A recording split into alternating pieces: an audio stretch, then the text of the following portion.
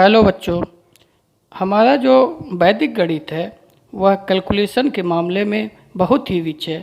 उसमें से हम दो आपको मल्टीप्लिकेशन का मेथड बताने जा रहे हैं और उसके आंसर को चेक करने का तरीका भी आपको बताएंगे। जैसे पहला मेथड है कि यदि मान लीजिए दो संख्याएं ए बी और ए सी का गुणनफल आपको ज्ञात करना है और बी और सी का योग करने पर 10 आता है और दोनों दहाई के अंक सेम हैं, तो हम दहाई के अंक ए में एक और a+1 कर लेते हैं और इसका मल्टीप्लाई कर लेते हैं और बी और सी का मल्टीप्लिकेशन करके 2 डिजिट के रूप में लिखते हैं। जैसे 25 गुणे 25, तो 5 5 जा 25 और 2 गुणे 3 6।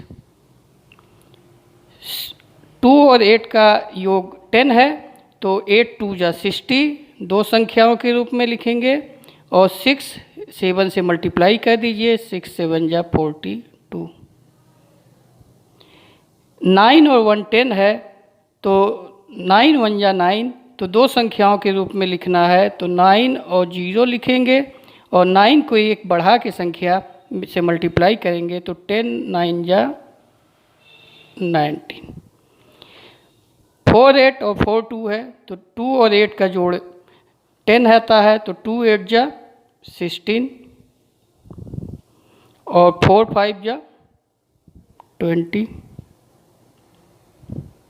अब आइए 105 है, तो यहाँ पे भी 5 5 का योग क्या है 10, तो 25 और 10 को मल्टीप्लाई 11 से करेंगे एक संख्या बढ़ा के, तो 10 11 जा 110। यह बेटा इस सूत्र को कहते हैं एकाधिकेन पूर्वेण सूत्र, अर्थात यदि इकाई के दोनों सम का योग 10 आए तो दहाई और दोनों संख्याओं में दहाई सेम हो, तो दहाई में एक अंक बढ़ा के मल्टीप्लाई करके हम इस प्रकार से कैलकुलेशन करते हैं। दूसरा जो फार्मूला है वो है निखिलम सूत्र। निखिलम सूत्र की सहायता से हम बड़े ही आसानी से कोई भी मल्टीप्लिकेशन, कोई भी स्क्वायर कर लेते हैं। निखिलम सूत्र को हम आधार उपाधार विधि के नाम से भी जानते हैं। इस विधि द्वारा हम किसी संख्या का वर्ग हो या संख्याओं का गुणनफल हो, उसको किस आधार पे, विचलन के आधार पे ज्ञात करते हैं। विचलन के लिए हमको बेस बनाना होता है, जैसे बेस 10 हो सकता है, 20 हो सकता है, 50 हो सकता है, 100 हो सकता है, तो बेस के आधार पे विचलन देखा जाता है।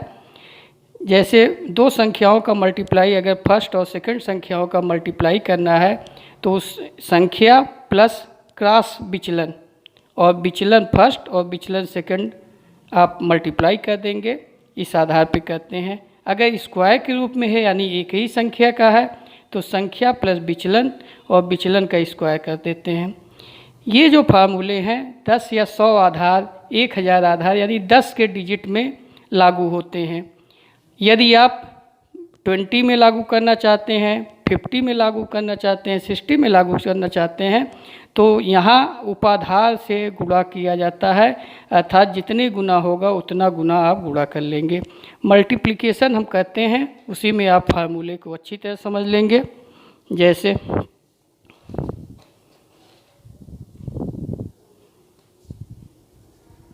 14 का स्क्वायर, 14 का स्क्वायर का मतलब ये हुआ कि 14 + 4 और 4 का स्क्वायर, तो 4 का स्क्वायर 16, तो 6 एक यहाँ आ गया और 14 4 18 और 8 में एक जुड़ गया, ये हासिल 196। ऐसा इसलिए किया गया, यहाँ पे यूनिट स्थान की ओर रखते हैं क्योंकि बेस 10 है, इसका विचलन 4 है, किससे, 10 आधार से।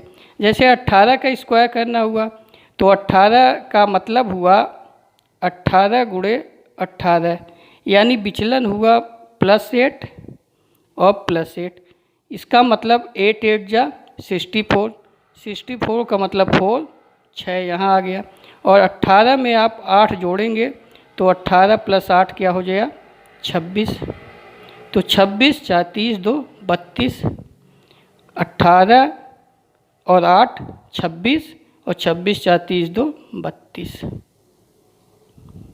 इसी तरह 107 का जब आप करेंगे तो यहाँ पे विचलन क्या है, 100 आधार लेंगे, यहाँ बेस 10 ही था, यहाँ बेस 100 हो गया, तो 107 गुणे 107 यानी +7 विचलन है, तो 7 सते 49 यानी यहाँ 49 लिख देंगे और 107 में 7 जोड़ेंगे तो 107 + 7 114।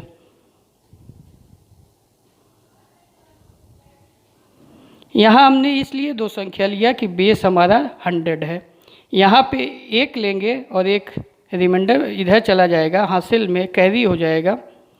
97 क्या होता है, बेस 100 चुन लीजिए, उसके नज़दीक है, तो -3 तो -3 का जब आप गुणा करेंगे तो 9 आएगा, और चूँकि 2 बेस यहाँ लिखना है तो 09 कर लेंगे, और 97 में जब -3 जोड़ेंगे तो आपका आएगा 94। 97 + -3 94 यानी आपकी संख्या हो गई 94। 1003 करेंगे तो ये +3 है 1000 से, यहाँ बेस क्या हो गया, अब इसको देखिए 1003 ये कितना है, +3,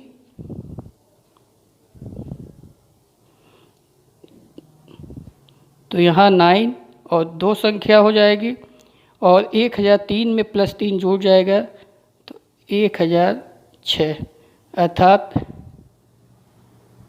100600। अब आइए दो डिफरेंट संख्याएं हों, जैसे 14 18, 42 46, 107 106, 68 62, इन सब का हम कैसे करते हैं। यहाँ दो डिफरेंट संख्याएं हैं तो भी वही काम करेंगे। 14 + 4 विचलन है और 18 + 8 विचलन है, बेस क्या है 10, तो 4 8 जा 32 का 2 लिखेंगे, 3 कैरी हो जाएगा, और 14 में क्रॉस जोड़ते हैं, 14 + 8 होगा या 18 + 4, तो 14 8 22 या 18 4 22, तो 22 3 क्या हो गया 25, तो हो गया 252। इसी तरह 42 46 का जब आप करेंगे तो